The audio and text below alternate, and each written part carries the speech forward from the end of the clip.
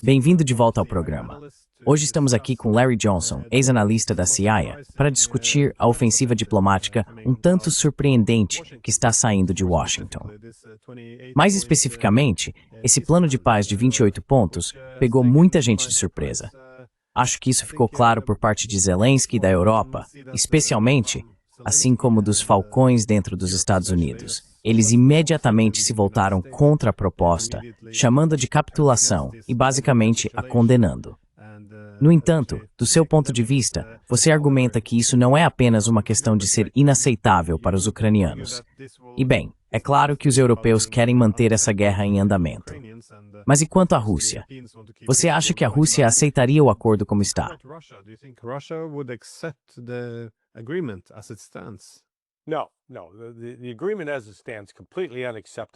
Não. O acordo do jeito que está é completamente inaceitável. A Rússia não vai aceitá-lo.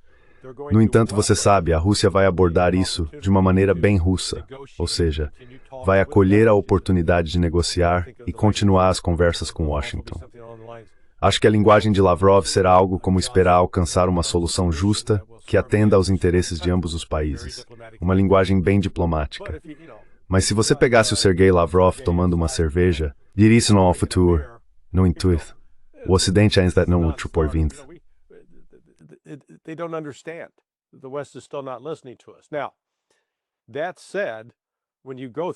Dito isso, ao analisar os 28 pontos diferentes, fica claro que pelo menos alguém do lado dos Estados Unidos não foi um esforço casual ou descuidado.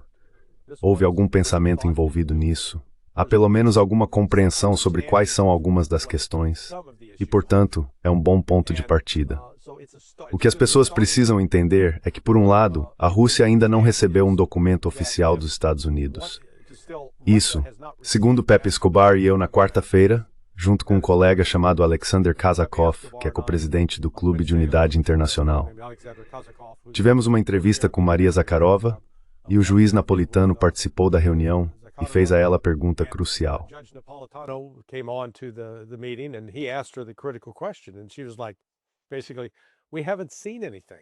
E ela disse basicamente que não viram nada. Então, sabe, há conversas, mas não temos nada de substancial para reagir. Isso foi repetido hoje por Peskov. Então, tanto o Ministério das Relações Exteriores quanto o Kremlin estão dizendo, sim, ouvimos que há algo por aí, mas ainda não vimos nada. Esse é o primeiro ponto. Quando você analisa o documento, fica claro que ele foi escrito de uma perspectiva dos Estados Unidos, sem levar em conta o que Putin, o Ministério das Relações Exteriores, os militares e outros líderes políticos vêm dizendo há bastante tempo, que veja, a Rússia tem seus próprios interesses.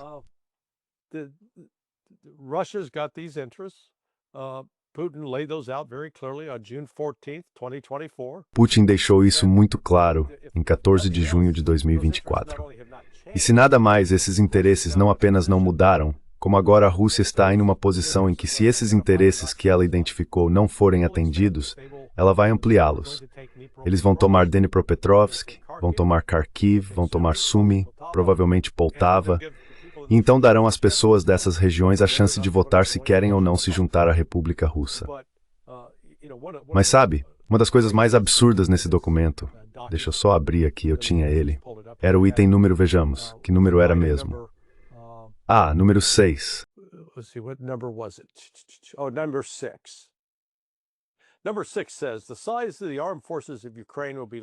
O número 6 diz que o tamanho das Forças Armadas da Ucrânia será limitado a 600 mil militares. Bem, veja, quando a operação militar especial começou, o tamanho total das Forças Armadas ucranianas era estimado entre 260 mil e 280 mil militares da ativa. Eles provavelmente tinham outros 600 mil ou 700 mil reservistas, mas estamos falando de pessoal ativo. Quando Rússia e Ucrânia se reuniram em Istambul, em março de 2022, os russos disseram, certo, é que está o limite em tempos de paz para o seu efetivo ativo, 85 mil. Então aqui estão os Edo dizendo, não, 600 mil.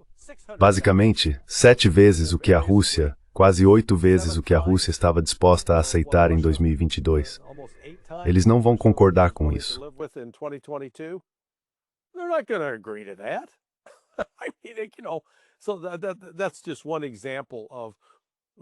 Então esse é apenas um exemplo do que eu chamo de pensamento delirante ocidental quando se trata disso. No entanto, é um ponto a ser discutido.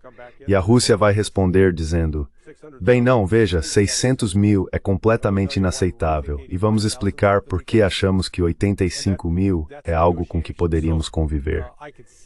E isso é negociação. Eu consigo ver isso iniciando um processo de negociação entre os Estados Unidos e a Rússia que se estenderia por pelo menos 6 meses. Quero dizer, as questões levantadas ao longo deste documento são do tipo que não serão resolvidas com uma reunião, ou 2, ou mesmo 4. São questões muito difíceis que precisam ser resolvidas.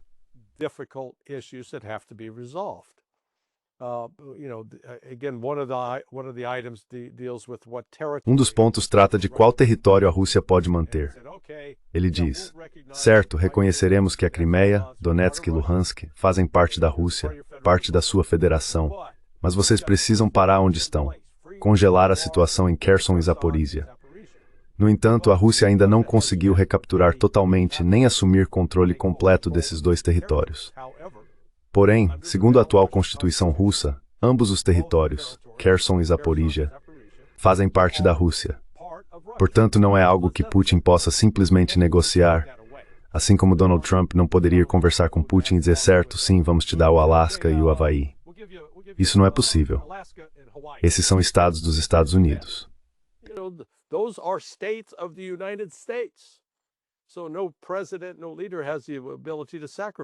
Nenhum presidente, nenhum líder tem a capacidade de sacrificar isso. E, novamente, essa é uma das coisas que a equipe de Trump se recusou a aceitar ou reconhecer. Agora é um passo na direção certa. Eles estão pelo menos se movendo um pouco em direção à posição russa. Mas o ponto fundamental é que a Rússia está vencendo. Eles estão vencendo no campo de batalha. Suas operações ofensivas estão acelerando e se expandindo, e a Ucrânia não consegue acompanhar. Portanto, a Rússia vai encerrar isso militarmente. Realisticamente, quando chegarem a qualquer coisa, a qualquer acordo substantivo resultante dessa discussão, a situação militar estará apontando para o colapso da Ucrânia.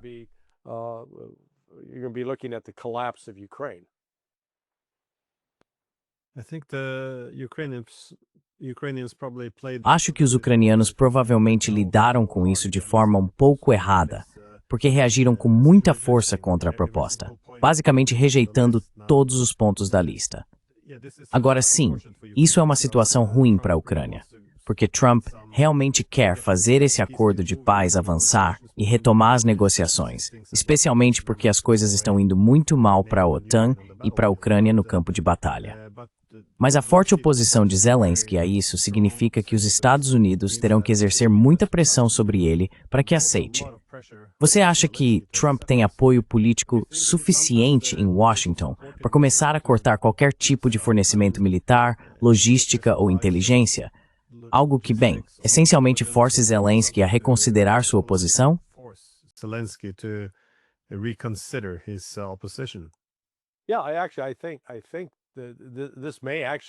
Sim, na verdade, acho que essa pode ter sido a intenção por trás disso.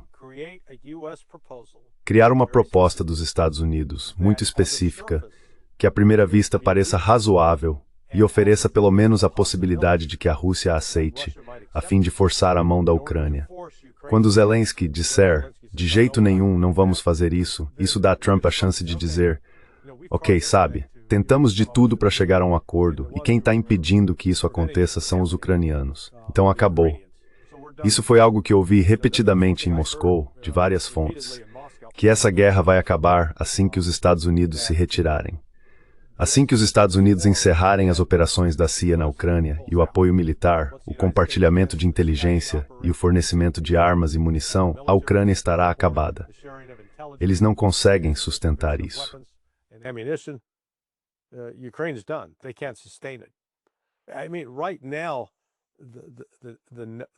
Quer dizer, neste momento, os números contam a história.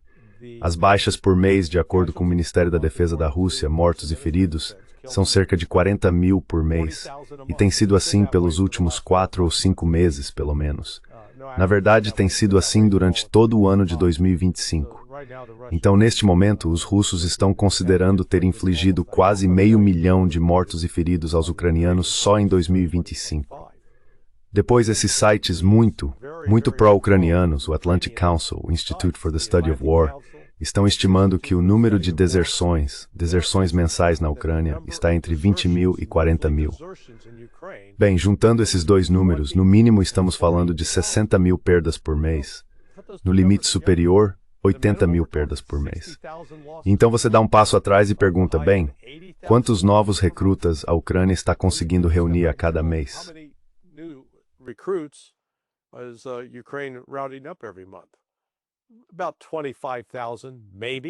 Cerca de 25 mil, talvez.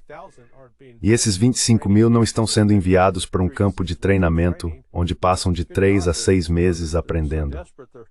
Santo Deus, não. Eles estão tão desesperados. Estão colocando uniformes neles, dando-lhes armas. Eles nem sabem marchar em formação e já estão sendo empurrados para a linha de frente. A Ucrânia está em uma espiral de morte neste momento, na minha opinião. E isso não é sustentável. Pessoas estão morrendo por toda parte. Em 2027, desculpe, isso não pode continuar por tanto tempo, simplesmente porque a Ucrânia não tem mão de obra suficiente. E eu não vejo a OTAN, mesmo que ainda haja alguns mercenários entrando, conseguindo mobilizar forças para manter isso. Se fizerem isso, a guerra vai se expandir para a Europa, e capitais e bases militares europeias serão atingidas e destruídas pela Rússia.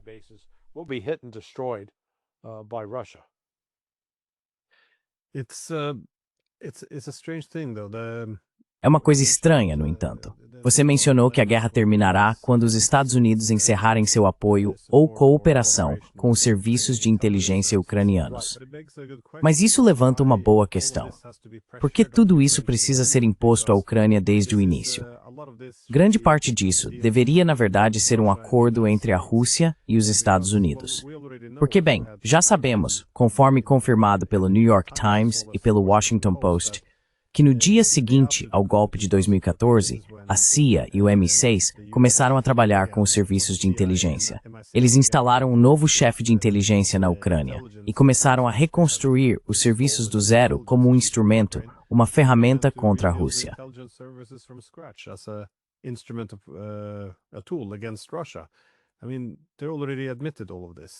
Quer dizer, eles já admitiram tudo isso.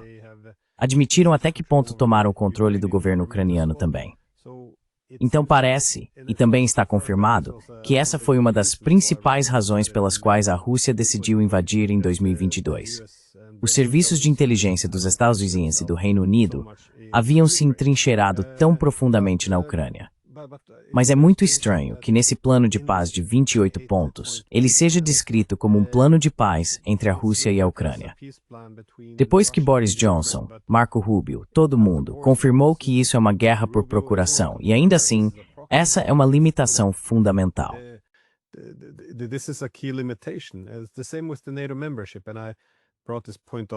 É a mesma coisa com a adesão à OTAN. Já levantei esse ponto muitas vezes antes.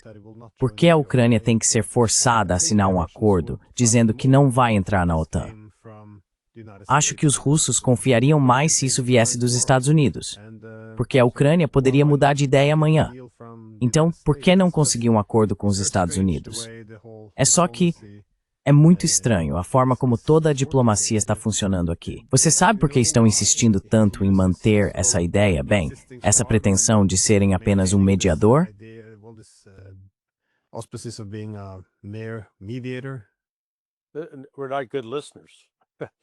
Nós não somos bons ouvintes. Sabe, o governo Trump e, na verdade, o Estado Profundo, aqueles que já estavam lá antes de Trump na CIA, no Pentágono e na Agência de Inteligência e Defesa, têm essa narrativa sobre por que a Rússia está fazendo o que está fazendo e ela é completamente desconectada da realidade. Na verdade, a Rússia fala sobre causas fundamentais. A causa raiz fundamental desse conflito é a expansão da OTAN para o leste e o cerco da Rússia com armas ofensivas. Os chamados sistemas de defesa aérea Aegis, implantados tanto na Romênia quanto na Polônia, são perfeitamente capazes de carregar mísseis com ogivas nucleares.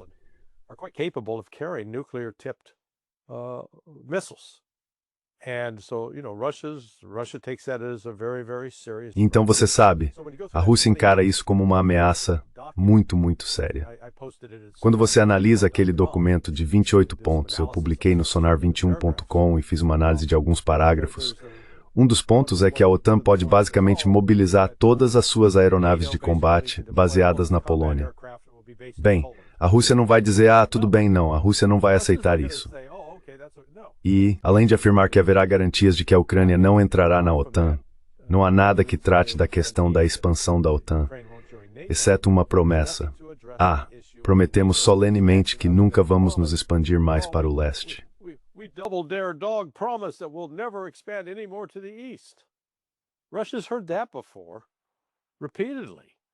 A Rússia já ouviu isso antes, repetidamente, e eles sabem que não se pode confiar em nenhuma promessa vinda do Ocidente. É preciso haver algum compromisso concreto, o que significa fechar bases e retirar forças. Acho que é isso que a Rússia vai insistir em fazer. Então, até que o Ocidente compreenda a necessidade, reconhecendo que, veja, todo esse conflito diz respeito ao papel da Ucrânia na OTAN, não tem nada a ver com o desejo da Rússia pelo território ucraniano. Durante minha recente visita a Moscou, a oportunidade de interagir Vasily Prozorov. Prozorov foi o Serviço de Segurança Terrestre. The SBU, the Ukrainian Security Service. Turns out he was a Russian. Na verdade, ele era, ao que parece, um agente russo. Começou a cooperar com os serviços de inteligência russos em 2014 e depois desertou para a Rússia em 2018. Perguntei-lhe extensivamente sobre o papel que a CIA desempenhou na Ucrânia, e isso remonta a 25 anos ou mais. A CIA tem desenvolvido ativamente, recrutado, treinado e assim por diante, diferentes ucranianos, como uma forma de ganhar influência, chegando até a ter um escritório da CIA dentro das sedes tanto do GUR quanto do SBU. Portanto, o Ocidente ainda não reconheceu que a OTAN é o problema. Resolva a questão da OTAN e então você põe fim à guerra.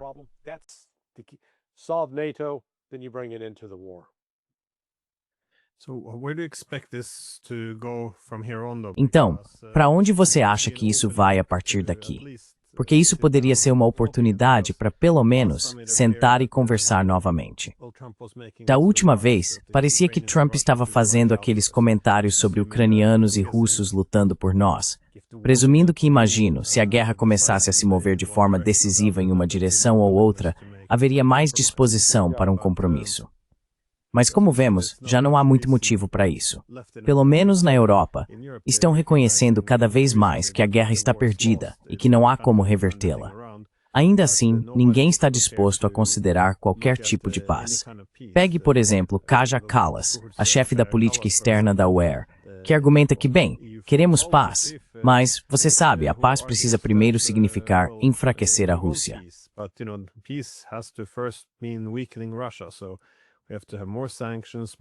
Então temos que impor mais sanções, mais armas. Tipo, não precisamos conversar com a Rússia, mas eles precisam ser enfraquecidos. Isso é paz.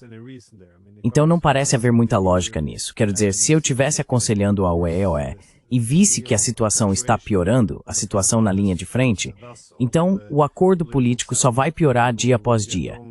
Então você gostaria de fechar um acordo hoje? Mesmo assim, isso realmente não está acontecendo. Então, o que você acha que vai acontecer daqui para frente? Vai ser apenas o Trump tentando colocar o máximo de pressão possível sobre os ucranianos e os europeus? Porque eu vi, acho que ele também ameaçou impor sanções severas à Rússia em breve, o que então reduziria a pressão sobre a Ucrânia.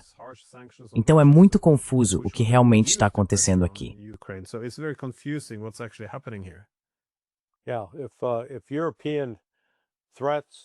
Sim, se as ameaças e a retórica europeias fossem doces e nozes, seria Natal todo dia, sabe? Mas é conversa fiada da parte deles, porque é preciso dar um passo atrás e perguntar, ok, o que eles realmente podem fazer? Quero dizer, a Europa, Alemanha, França, Reino Unido em particular, tem uma base industrial intacta, capaz de produzir as armas que poderiam contrabalançar o que a Rússia está usando agora no campo de batalha? A resposta é não. Não tem. Eles realmente têm uma estrutura de forças, com pessoal militar treinado que poderiam mobilizar e que faria diferença no campo de batalha? A resposta é não. E eu tive uma conversa, o Pepe Escobar e eu fizemos uma entrevista de 2 horas sobre isso. We did this 2-hour interview. First hour was Maria. A primeira hora foi com Maria Zakharova e a segunda metade foi com o tenente-general Abdi Alaudinov, chefe do batalhão Akhmat. O general Laudinov disse: "Veja, os europeus simplesmente nunca aprendem. Em 1812 eles nos atacaram e nós os expulsamos da Rússia. Em 1814 fomos a Paris para corrigi-los. Os alemães fizeram a mesma coisa conosco na Segunda Guerra Mundial, a Grande Guerra Patriótica, e fomos até Berlim. Então, se a Europa continuar nesse caminho, iremos aonde for necessário para pôr fim a isso, porque não vamos viver sob essa ameaça. Vamos enfrentá-la militarmente se for preciso." We will address it militarily if necessary. Very matter of fact, not belligerent, not threatening. Muito objetivo, nada beligerante, nada ameaçador. Apenas dizendo: "Veja, a história é o que é, e os europeus precisam aprender com ela. Os russos não têm nenhum interesse em capturar ou conquistar a Europa, porque seu território cobre 11 fusos horários. Eles já têm terra mais do que suficiente para lidar. Não estão procurando mais, não precisam de mais, e não há nada que a Europa tenha de que precisem, nem mesmo champanhe. Os russos na Crimeia querem armazenar os próprios bons vinhos hoje em dia, então não precisam da França para isso. É o tipo de situação em que a hostilidade ocidental tenta forçar os Estados Unidos a ir na guerra. Trying to compel the United States to enter the war. That's what they calculate is their only. Essa é a estratégia que eles calculam como a única possível, a única estratégia na qual acham que podem ter sucesso. Se os Estados Unidos se envolverem, então talvez tenham uma chance. E se eu fosse os russos, não se trata apenas da ameaça vinda da Ucrânia em relação à OTAN. É preciso olhar através do Cáucaso, através da Geórgia, para as tentativas ocidentais de desestabilizar aquele governo. Os esforços ocidentais na Armênia e no Azerbaijão para conseguir uma posição que lhes permita se voltar contra a Rússia e o Irã. Essas recentes investidas nos estões, você sabe, Cazaquistão, Turcomenistão, Tajiquistão, mostram que o Ocidente continua seu esforço para cercar a Rússia, tanto para enfraquecê-la quanto para dividi-la em partes constituintes que o Ocidente possa explorar facilmente. Eu digo aos meus amigos russos que é melhor eles entenderem isso. É isso que acontece.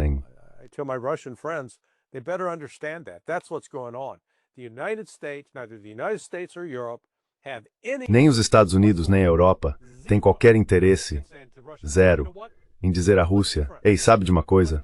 Vamos ser amigos. Vamos ser amigos em pé de igualdade. Não queremos nada de você, e você não quer nada de nós. Será um jogo de soma positiva, e nós o respeitaremos como país. Vamos parar de tentar subvertê-lo." Isso nunca vai acontecer. O Ocidente é viciado em destruir a Rússia como um viciado em crack é viciado em crack. E é por isso que há tanto teatro político acontecendo. Mas eu acho que os russos, de forma pragmática, reconhecem que neste momento têm a vantagem. Eles estão vencendo no campo de batalha na Ucrânia, e não há nada que a OTAN ou os Estados Unidos possam fazer para impedir isso. Nada.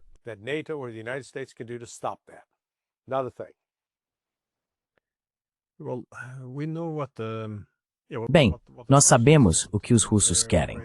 Quero dizer, o maior medo deles é que a guerra seja apenas colocada em um cessar-fogo temporário, e então os países da OTAN encontrem uma maneira de reiniciá-la mais tarde em condições mais favoráveis. Então é isso que eles estão tentando evitar. Seja por meio de um acordo de paz que garanta que isso não aconteça, o que provavelmente seria muito severo, ou no campo de batalha, tomando os territórios que poderiam, no futuro, ser usados como base de lançamento contra a Rússia. E é claro, para os ucranianos, faz sentido. Eles têm muito a perder, não importa o que façam agora.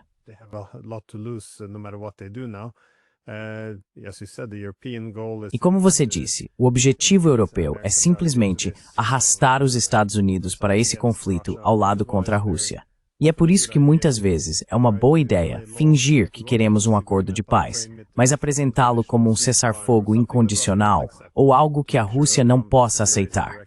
Apenas para garantir que a raiva e a pressão de Trump sejam direcionadas contra a Rússia. Mas o que você acha que os Estados Unidos realmente querem alcançar aqui? porque alguns dos pontos desse acordo parecem concessões à Rússia, como o convite para que a Rússia volte ao G8. Não consigo imaginar que isso tenha vindo de Moscou, porque, bem, o G7 virou meio que uma piada, uma brincadeira, na Rússia agora.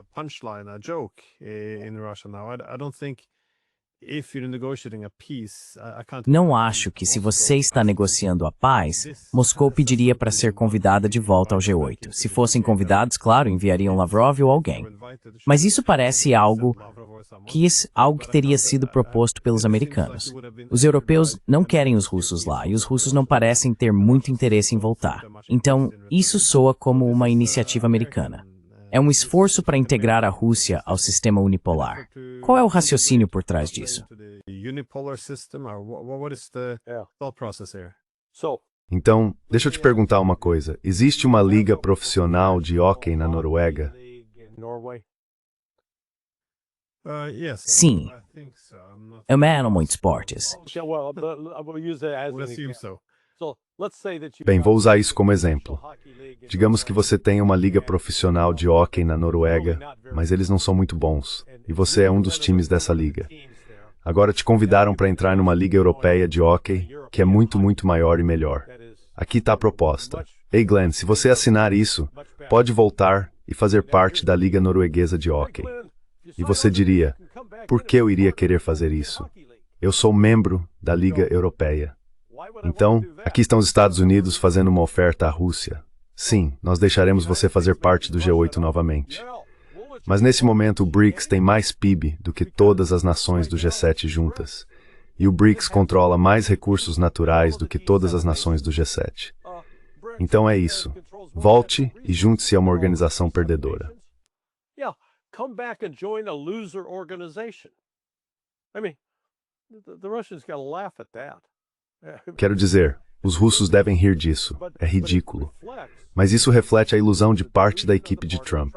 Quem quer que tenha elaborado isso, provavelmente Scott Bessent, eu diria, realmente acredita, assim como o secretário do Tesouro, que, a Rússia realmente quer fazer parte do nosso clube, porque somos tão poderosos, tão economicamente fortes, que eles não conseguem resistir. Eles se sentem excluídos. E um dos outros elementos desse plano é, bem, vamos começar gradualmente a aliviar algumas das sanções. A posição da Rússia é, não, vocês acabam com todas as sanções agora, imediatamente. Outro elemento da proposta é, vamos pegar aqueles ativos congelados que roubamos da Rússia e dar 100 bilhões de dólares disso à Ucrânia para ajudar na reconstrução do país.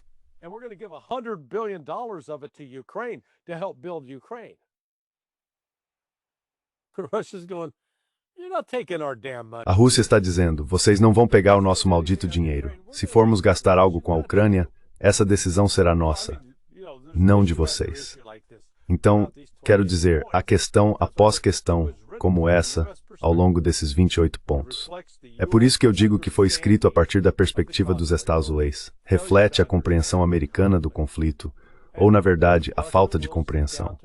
Mas a Rússia vai se sentar para conversar sobre isso. Eles não vão dizer, lemos o documento, não há nada para discutir aqui. Não, eles vão conversar. Se nada mais, as discussões vão continuar por 6 meses e a Rússia continuará a expandir seu controle territorial na Ucrânia. Então a situação militar para a Ucrânia e a OTAN será ainda pior do que é agora.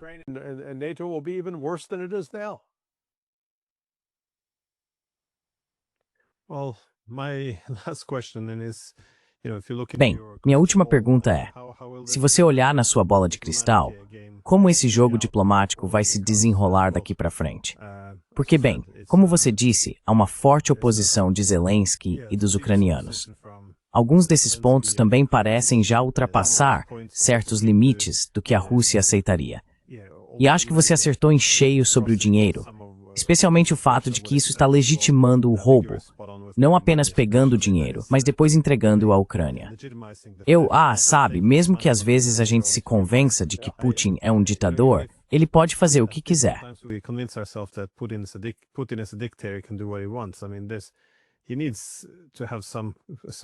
Quer dizer, ele precisa ter algum apoio do establishment político na Rússia. Acho muito difícil vê-lo apresentar esse acordo. Vai ser muito difícil para qualquer um aceitar. Mas, novamente, como você disse no início, isso abre algum espaço para manobra. E acho que isso é algo pelo qual o Trump ficou conhecido, não importa o que ele faça. Seja propondo uma Riviera em Gaza ou o que for, ele sempre parece querer causar um grande impacto, dar a si mesmo um pouco de espaço para manobrar e agitar as coisas. Não tenho certeza se é isso que ele está tentando fazer aqui, mas o que você acha que vai acontecer daqui para frente?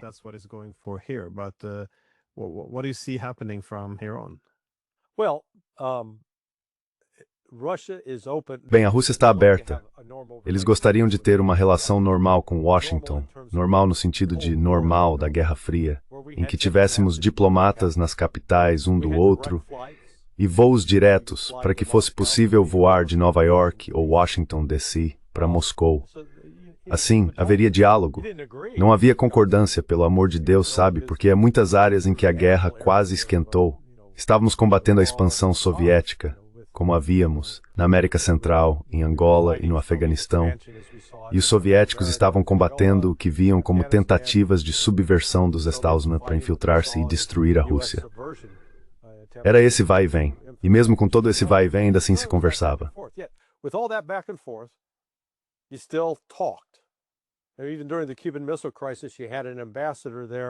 Mesmo durante a crise dos mísseis de Cuba, havia um embaixador ali na 16th Street na época, logo ao norte da Casa Branca, para que pudessem conversar. Não temos isso agora.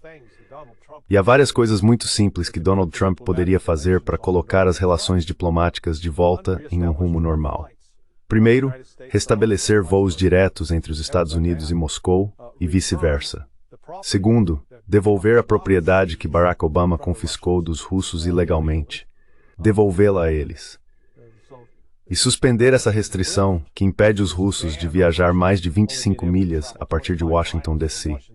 Quer dizer, poxa, isso mal te leva ao norte do condado de Montgomery, em Maryland, ou até o condado de Fauquier, na Virgínia.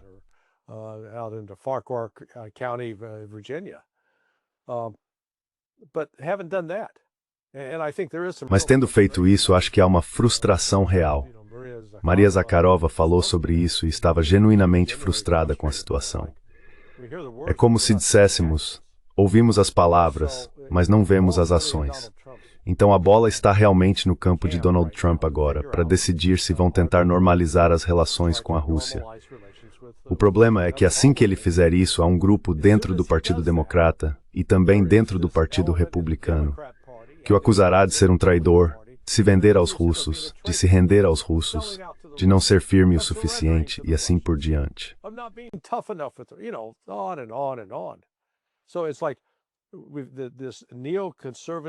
Então é assim, esse grupo neoconservador em Washington, D.C. está tão enraizado, eles têm suas garras nos think tanks, na mídia, no complexo militar industrial, que não vão permitir a normalização das relações com a Rússia, porque há dinheiro demais a ser ganho mantendo esse conflito.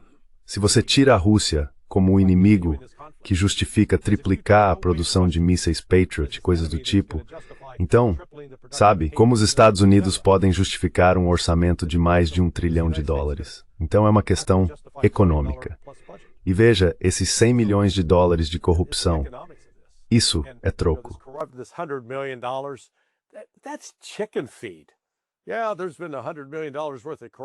Sim, houve cerca de $100 milhões em corrupção no setor de energia.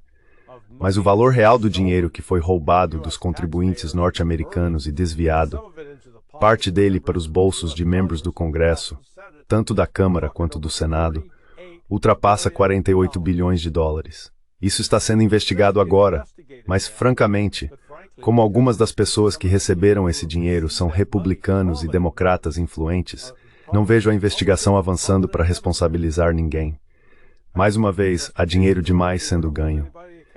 Portanto, os Estados Unidos, neste momento, não têm nenhum incentivo financeiro para buscar a paz com a Rússia.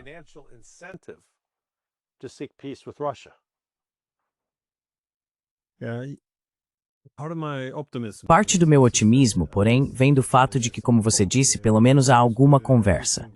As pessoas costumavam, pelo menos durante a Guerra Fria, conversar umas com as outras. E acho que parte da loucura na Europa vem do fato de que não falamos mais com o oponente. Não há mais diplomacia. Basicamente, qualquer acordo proposto pelos russos ou pelos americanos, como este, tem como principal resposta a ideia de que não podemos fazer nenhuma concessão, porque qualquer concessão é vista como uma recompensa à agressão russa. E se você recompensa a agressão, só incentiva mais agressão.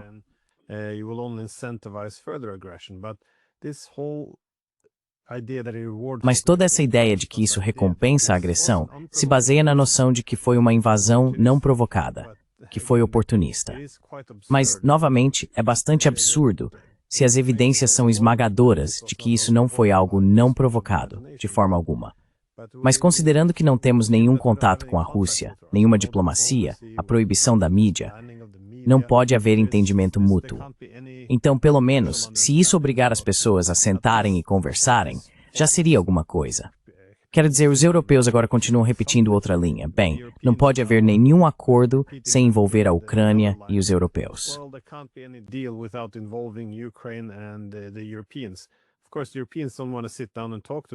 Claro, os europeus não querem sentar e conversar com os russos, o que é bastante ridículo.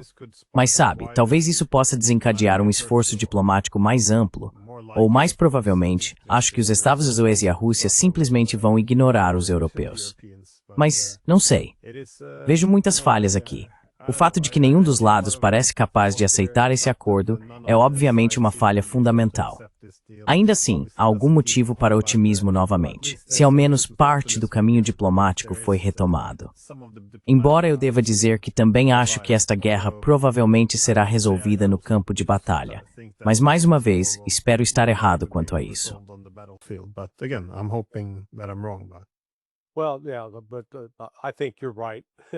Bem, sim, acho que você tem razão. Você vai acabar sendo visto como um profeta.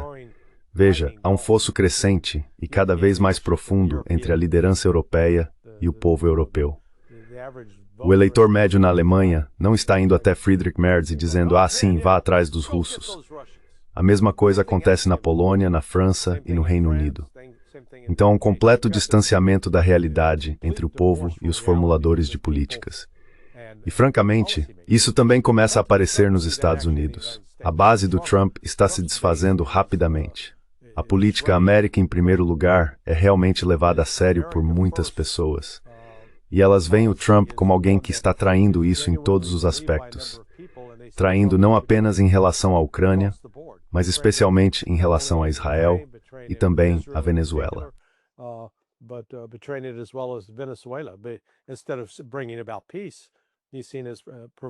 Em vez de promover a paz, ele é visto como alguém que provoca a guerra, então não está em uma posição política forte.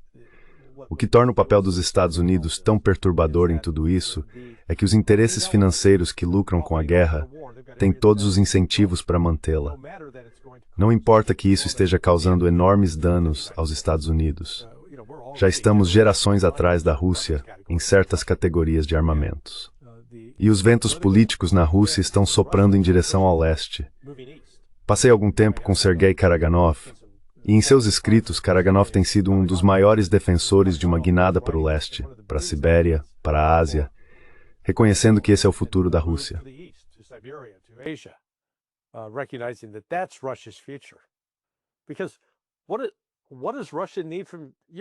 Porque o que a Rússia precisa da Europa? O que a Europa tem a oferecer? Pessoas com cabelo azul e verde e comportamentos sexuais estranhos. Eles não têm recursos dignos de nota. Não estão produzindo nenhum produto ou tecnologia milagrosa de que a Rússia precise. Quero dizer, realmente, a Europa é meio como aquele parente que você tem, que é alcoólatra e desempregado e quer vir morar com você. Quem precisa desse drama? Então, acho que a Rússia reconhece que seu futuro está com a China, com o Irã, com a Indonésia, com o Sul Global. Não está mais ligado à Europa.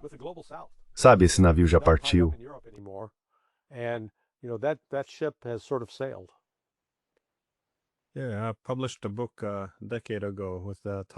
Sim, publiquei um livro há uma década intitulado A Estratégia Geoeconômica da Rússia para a Grande Eurásia.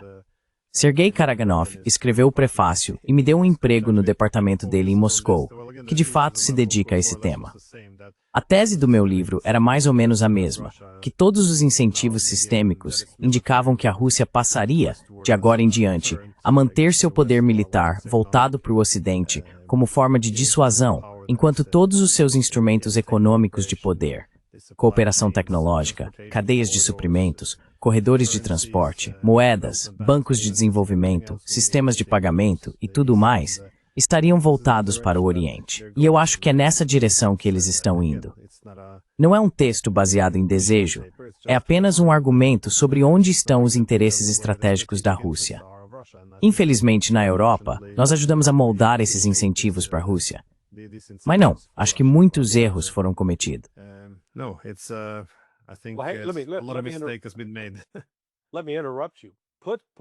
Deixe-me te interromper. Coloque um link no seu vídeo para esse livro. As pessoas deveriam comprá-lo. De novo, vamos mudar seu nome. Você vai se tornar Glenn, o profeta. Não, quero dizer sim, foi muito inteligente da sua parte ter percebido isso muito antes de muitos observadores. Bem, naquela época, muita gente era crítica. A ideia de que Rússia e China cooperariam parecia impossível, porque todos achavam que elas entrariam em conflito na Ásia Central. A ideia de que teriam um projeto conjunto ou uma iniciativa comum para desdolarizar era tratada como ficção científica. Então eu acho que não, sim, muita coisa disso deveria ter sido previsível. Mas aqui estamos. Enfim, vou deixar aquele link. Isso significa que você é muito bom no que faz. Bem, obrigado. E sim, vá comprar Desprão. Sim, com certeza. Bem, muito obrigado, Larry. E tenha um ótimo fim de semana. Ser Mess, Board, Zumi Bomberstern. Tchau.